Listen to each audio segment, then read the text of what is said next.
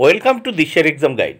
প্রিয় চতুর্থ শ্রেণীর পরীক্ষার্থী বন্ধুরা, তোমাদের জন্য এই ভিডিওটিতে আমি আলোচনা করতে চলেছি চতুর্থ শ্রেণীর বাংলা বিষয়ের ফাইনাল প্রশ্নপত্র সম্পূর্ণ উত্তর সহ।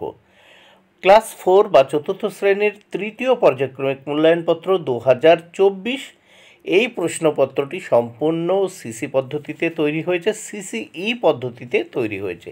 তাই চতুর্থ শ্রেণীর তৃতীয় পর্যায়ক্রমিক মূল্যায়নপত্র বা ফাইনাল প্রশ্নপত্র সম্পূর্ণ উত্তর সহ তোমাদের দেখে নিতেই হবে। পূর্ণমান 50, সময় 1 ঘন্টা 30 মিনিট।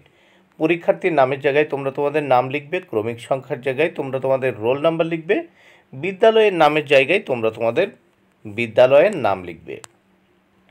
প্রথমেই এক দাগে কি বলেছে দেখে নাও।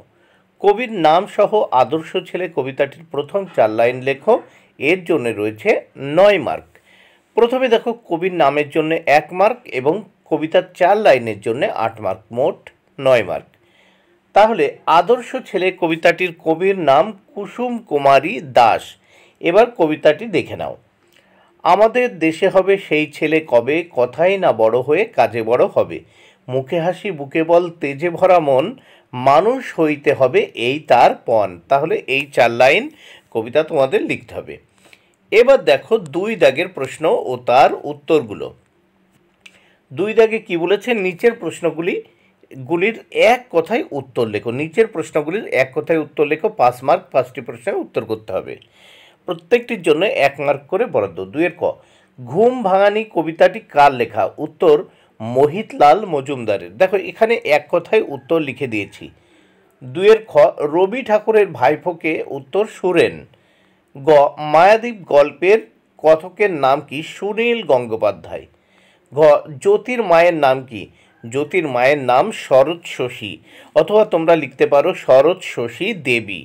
জ্যোতির মায়ের নাম কি? শরৎ শশীও লিখতে পারো, অথবা শরৎ শশী দেবী লিখতে পারো। অঙ্গ, যতীন কখন রান্নাঘরে গিয়ে উৎপাত করত? উত্তর যখন ঘুড়ি ছিঁড়ে যেত। জ্যোতির যখন ঘুড়ি ছিঁড়ে যেত তখন সে রান্নাঘরে গিয়ে উৎপাত করত। 3 দাগে শূন্যস্থান পূরণ করো। দেখো 5টি প্রশ্নের উত্তর করতে হবে, 5 মার্ক। প্রত্যেকটি প্রশ্নের জন্য 1 মার্ক করে বরাদ্দ। 3 ক, মন বলতে বোঝানো হয়ে থাকে? উত্তর হৃদয়কে, শূন্যস্থানে হৃদয়। খ, কৃষকের শিশু কিংবা রাজার কুমার? শূন্যস্থানে রাজার কুমার। গতে, নাই কি শরীরে তব রক্ত মাংস প্রাণ? শূন্যস্থানে শরীরে। গ, গায়ের বা শক্তির জোরেই কখনো এ বিদ্রোহ দমন করা যাবে না? শূন্যস্থানে গায়ের বা শক্তির জোরে। অঙ্গদাগ, ট্রাম ছাড়া একটি পরিবেশ বান্ধব যান হলো রিক্সা বা ট্রেন। এবার দেখে নাও 4 দাগে শব্দার্থ লেখো। এর জন্য রয়েছে 6 মার্ক। প্রত্যেকটি শব্দার্থ লেখার জন্য রয়েছে 1.5 মার্ক করে বরাদ্দ। প্রথম 4-এর কতে রয়েছে মুড়ো, মুড়ো মানে মাথা। খতে রয়েছে কল্যাণ, কল্যাণ মানে মঙ্গল। গতে রয়েছে উৎপাত, উৎপাত মানে উপদ্রব। ঘতে রয়েছে শ্রান্ত, শ্রান্ত মানে হচ্ছে ক্লান্ত। এবার আমরা এই প্রশ্নপত্রের পরের পৃষ্ঠা দেখে নেব।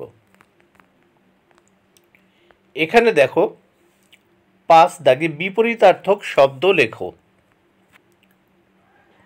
4টি বিপরীত শব্দ লিখতে হবে, এর জন্য রয়েছে 6 মার্ক। প্রত্যেকটির জন্য 1.5 মার্ক করে বরাদ্দ।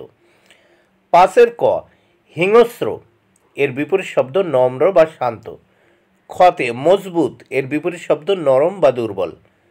গ দাগে, নামা এর বিপরীত শব্দ ওঠা। ঘ দাগে, কিছু এর বিপরীত শব্দ বেশি বা অনেক। এবার 6 দাগে দেখো, শব্দ যুগলের অর্থ পার্থক্য লেখো। এতে রয়েছে 4 মার্ক। 2টো করতে হবে, মোট 4 মার্ক। প্রত্যেকটির জন্য 2 মার্ক করে বরাদ্দ। প্রথম জোড়া দেখো, দন্ত সহায়কার পর সাপ মানে সরীসৃপ বিশেষ বা সর্প, আর তালিবাস সহায়কার পর সাপ মানে অভিশাপ। এবার খ দাগে দেখো, চাপা আছে, চয়াকার পয়াকার, চাপা মানে বদ্ধ, আর চয় চন্দ্রবিন্দু আকার পয়াকার, চাপা হচ্ছে ফুল বিশেষ। 7 দাগে দেখো, বাক্য রচনা করো।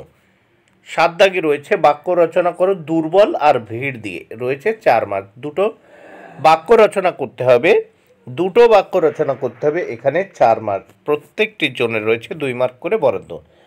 7 ক, দুর্বল, দুর্বল দিয়ে বাক্য রচনা। কুসংস্কার হলো দুর্বল মনের ধর্ম।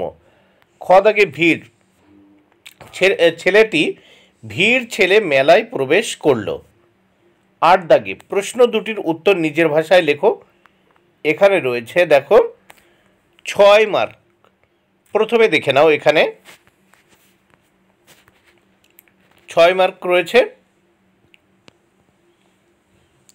প্রশ্ন দুটির উত্তর নিজের ভাষায় লেখো, 6 মার্ক প্রত্যেকটির জন্য রয়েছে 3 মার্ক করে বরাদ্দ। 8 ক, চটি যতীনকে মুচিদের কাছে নিয়ে গিয়েছিল কেন? উত্তর, চটিদের যে প্রাণ আছে, জোরে হাঁটলে তাদের লাগে, সেটা তাকে বোঝাবার জন্য, শিক্ষা দেওয়ার জন্য চটি যতীনকে মুচিদের কাছে নিয়ে গিয়েছিল। খ দাগের প্রশ্ন দেখো, জ্যোতির জীবনে তার মা ও দিদির ভূমিকা লেখো। উত্তর দেখে নাও। জ্যোতির মা ছিলেন শরৎ শশী। তিনি যেমন সাহসী ছিলেন, তেমনি তার ছেলেকেও সাহসী ও বিপদকে তুচ্ছ করতে শিখিয়েছিলেন। তা না হলে ওই একরত্তি ছেলেকে কেউ গঙ্গার জোয়ারের জলে ছুঁড়ে ফেলে দিতে সাহস পেত না। তার মা ও ছিলেন সুপটু সাঁতারু। জ্যোতির দিদির নাম ছিল বিনোদবালা, সেও ছিল শান্ত ধীর শির। এবং রাতের বেলায় মায়ের কোলে শুয়ে জ্যোতি দিদি, দেখো, রাতের বেলায় মায়ের কোলে শুয়ে দিদি বিনোদবালার সঙ্গে মায়ের কাছে নানান গল্প শুনত। দিদি বিনোদবালার সঙ্গে মায়ের কাছে নানান গল্প শুনত। ভাইকে যে বড়ই ভালোবাসত সে। এবার দেখো 9 দাগে অনুচ্ছেদ লেখো। এখানে আছে কতে মাদার টেরেসা অথবা শীতের সকাল। এখানে দেখো এর জন্য 5 মার্ক। আমি শীতের সকাল সম্পর্কে লিখে দিয়েছি, তোমরা দেখে লিখতে পারো। বাংলাদেশ ঋতু বৈচিত্র্যের দেশ। ঋতুচক্রের পালায় বছরের শেষ দিকে কনকনে ঠান্ডা আর কুয়াশা নিয়ে আসে শীত। শীতের সকাল থেকে কুয়াশার চাদরে ঢাকা। কুয়াশার আবরণ সরিয়ে রোদের দেখা মিলতে সময় লাগে। বাইরের কনকনে শীতের জন্য লেপের আরাম ছেড়ে উঠতে ইচ্ছে হয় না। পথে মানুষের চলাচল থাকে কম। তীব্র শীত উপেক্ষা করে খুব সকালেই গ্রামের মানুষ মাঠের কাজে যায়। বধূরা খুব ভোরে উঠে ঘরকন্নার কাজ শুরু করে। গাছেরা খেজুর গাছ থেকে নামায় রসের হাঁড়ি। ছোট ছোট ছেলেমেয়ের দল মজা করে খেজুরের রস খায়। অনেকে রোদ না ওঠা পর্যন্ত আগুন পোহায়। বাগান আলো করে ফোটে গাঁদা, কলাবতী, ডালিয়া, চন্দ্রমল্লিকা। বনে, পথে ও মাঠে দেখা যায় পলাশ, শিমুলের মতো চোখ জুড়ানো ফুল।